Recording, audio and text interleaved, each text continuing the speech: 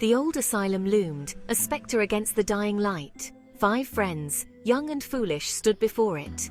A dare whispered in the dark had brought them here. Laughter died in their throats. The air grew cold. A shiver ran down Sarah's spine, a premonition of the terror to come. They stepped inside, the heavy door groaning shut behind them. The asylum's silence pressed in.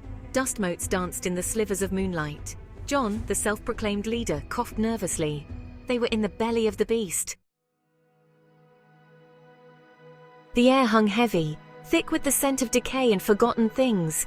They found a room stacked with moldy files, names and faces lost to time. Emily, ever the curious one, traced a finger across a faded photograph. A woman, her eyes wide with a terrible knowing.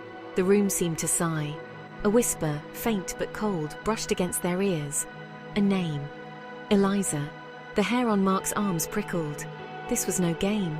The friends exchanged uneasy glances. The air crackled with a sudden energy. Something had awakened. Panic flickered in their eyes. The whispers grew stronger, weaving a tapestry of madness and despair. The group, once united, began to fracture. John, his bravado crumbling, suggested they leave. But Sarah, strangely drawn to the whispers, wanted to know more.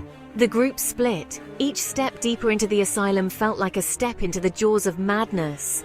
The shadows seemed to twist, taking on sinister shapes. They were being watched.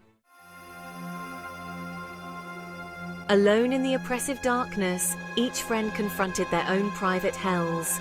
John, haunted by the memory of his brother's accidental death, saw his face in every flickering shadow. Emily, burdened by the guilt of a hidden secret, heard her name whispered accusingly.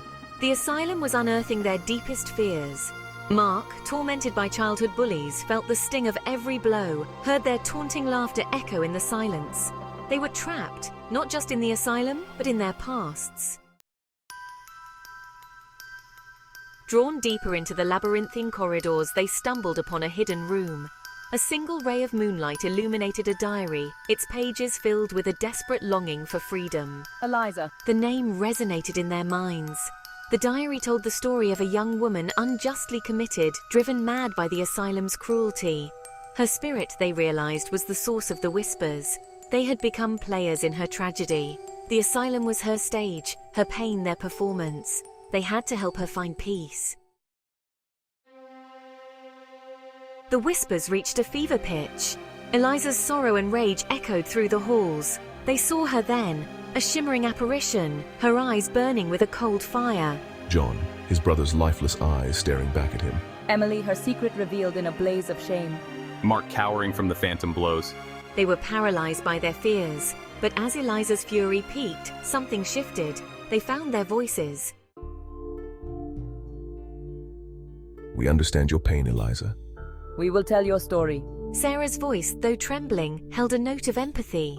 John and the others nodded, their fear giving way to a strange sort of resolve.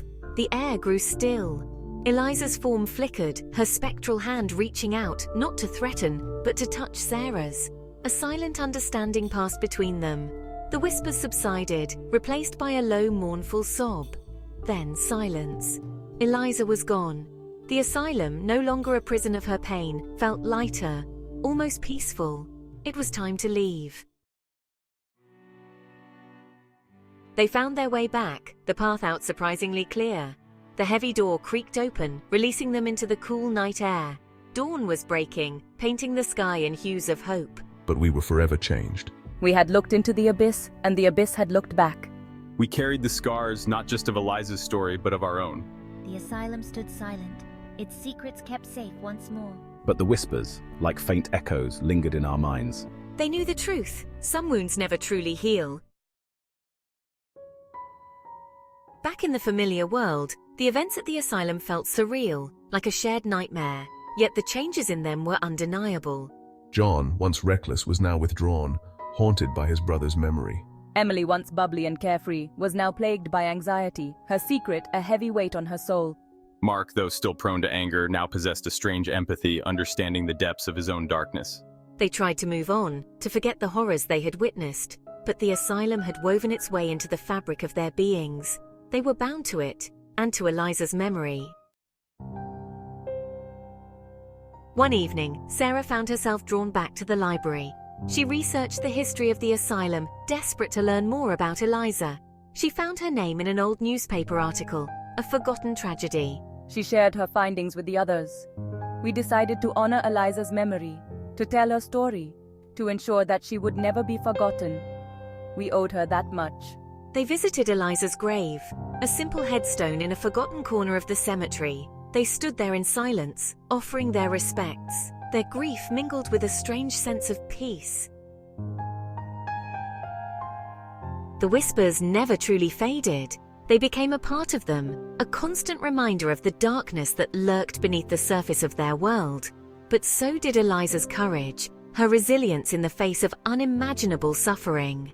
We carried her story with us, a burden and a responsibility. We were forever changed, marked by the whispers in the dark. And as we turned to face the world, we knew that some stories never truly end. They just fade into legend, waiting to be told again. And so, they faced the world anew, forever touched by the whispers that remained.